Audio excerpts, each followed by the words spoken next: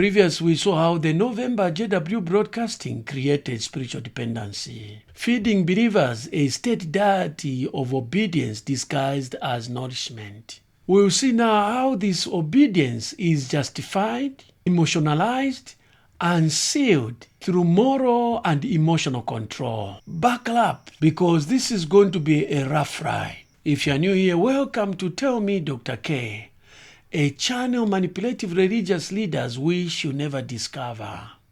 I'm Dr. K, a theologian and international consultant. If you crave for deep dives like this one, subscribe and smash the notice bell so that you don't miss what is coming next. Justice, Obadiah, moralizing control. The segment on Obadiah feels righteous and instructional. Jehovah punishes Edom for cruelty. But the allegory serves a modern purpose, to sanctify institutional punishment. The lesson becomes, God rewards discipline and demands separation from disobedience.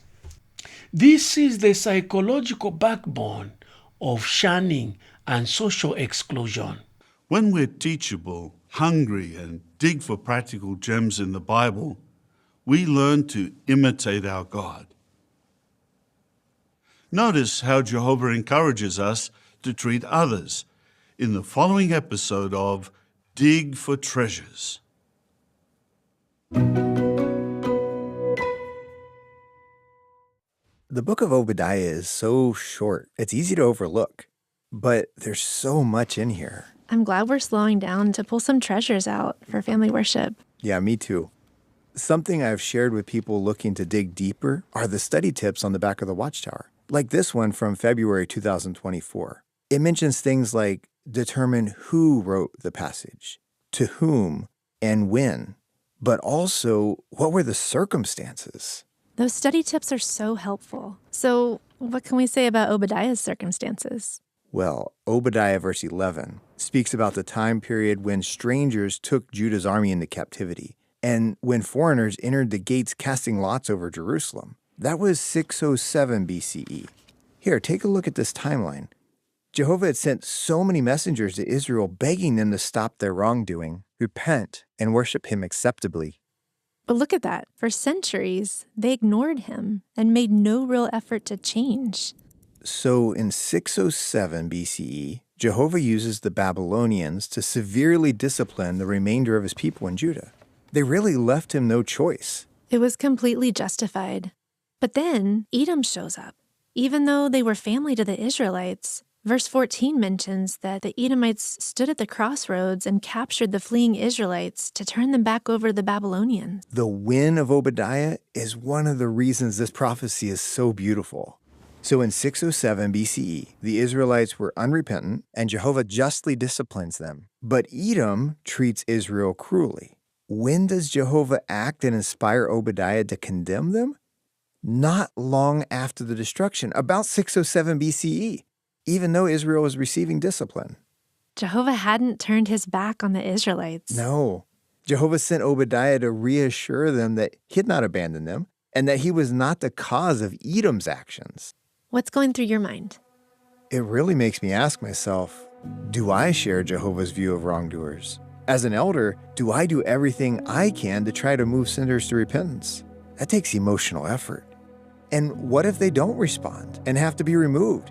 How do I feel about them? How do I speak to them? How do I treat them? Yeah, like when they attend a meeting. Exactly. Jehovah deeply cares about how we treat people. That's especially true in the family. Jehovah condemned the Edomites because of how they treated their family, the Israelites. So that makes me think, how do I treat my family? How does Jehovah want us to respond when we're mistreated? How should we respond to how Jehovah executes judgments? There's so much we have yet to uncover. Then please, let's keep digging. We've only made a small dent in the book of Obadiah. What did you find in Obadiah's story that you can apply personally? How do you feel about those who are removed from the congregation? By equating mess with compromise and justice with exclusion, members internalize that cutting off family or friends isn't cruelty, it's faithfulness. This moral justification primes the viewer for the next theme, dealing with inner pain, the kind that is caused by such separation. Dominic's story, Pathologizing Suffering. Dominic's story about mental illness feels tender, yet behind the sympathy lies a profound manipulation. His recovery is credited entirely to prayer and organization love, never therapy or medical help. No matter what our situation may be, Jehovah cares for us. How does he care for those who struggle with mental illness? Let's listen to Dominic's experience. I had a very normal upbringing, very loving parents, but I always felt there was something missing. I didn't feel whole. I didn't feel happy.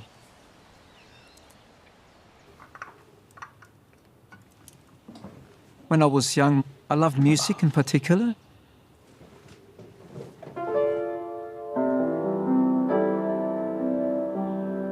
I started singing in the choir, doing a lot of competitions.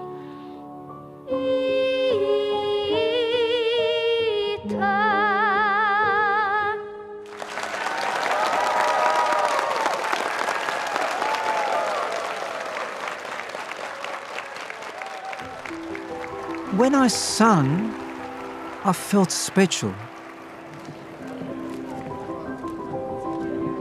I somehow got in my mind, if I don't become famous as a singer, I'm not going to be complete. Later on in my life, I felt this gloom. I got into the psychiatrist and he diagnosed me with clinical depression. So really music became almost an obsession for me. I was still having singing lessons, and my singing teacher at the time, he encouraged me to go to the Victorian College of the Arts, and we got to perform some operas at little theatres, and that was a lot of fun. And that got me my graduate diploma of opera. And even when I got that, I just, something was missing. I left the opera, I left it all, so I just lived my life, drank, ate, just to keep alive. But I had no purpose, no self-esteem. I was just reluctant to do anything for about 10 years. Jehovah's Witnesses would drop off magazines for us over the years, and I would look into them. Actually, that started to sort of do something for me, and when I was very young, my dad did his first Bible study. When I learned that we could live forever and that Jehovah is a God that loves us, it's like it's something that I needed to know, that I wasn't even aware that I needed to know. And then one day just hit me. I was in the reading chair in the room and I actually said to myself, Dom, I've got to get to a meeting. I knew where the Kingdom Hall was, but still I found it hard to get to a meeting. I wasn't brave enough to go, so that's when I prayed to Jehovah. Don't let my mental illness stop me from progressing spiritually.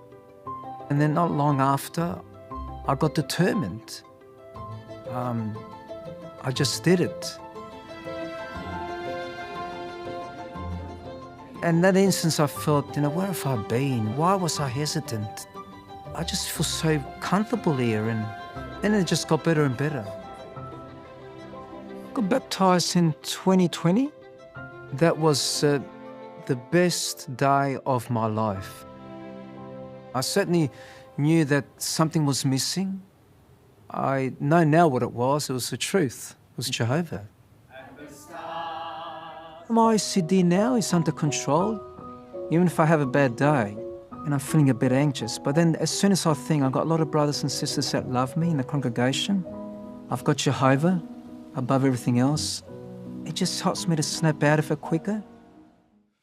Dominic learned that his career could not bring him happiness nor shield him from problems. He has confidence that soon Jehovah will cure all illness, physical, emotional, and mental. Until that day, Dominic has the power of prayer to calm his heart and mind. This teaches that suffering is spiritual, not psychological. That healing requires more obedience, not professional care. The implication is chilling. If you are still suffering, you aren't faithful enough. That belief isolates the vulnerable further, ensuring their dependency on the group for comfort.